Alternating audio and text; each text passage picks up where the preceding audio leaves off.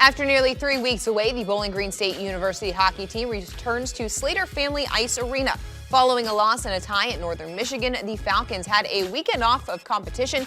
BG is 14 games into the regular season slate. The intense grind of a season can wear on any team. For the Falcons, the off week came at the perfect time, giving BG a little extra time to get healthy.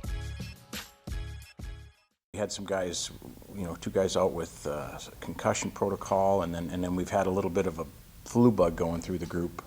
Fortunately, it hasn't been COVID. They've all been COVID tested, and that's all come back negative. But we're trying to maintain that balance, trying to maintain, being competition ready, and then also giving our guys some time off because we've been on the road so much.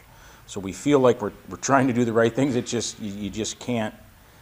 Managing when guys are not here is difficult, and we've had a couple guys miss the last few days because of being under the weather. So we felt like yesterday was a really good practice, and today was going pretty well, but at about 45, 50 minutes in, we just said, there's way too many guys coughing out here, let's just go home.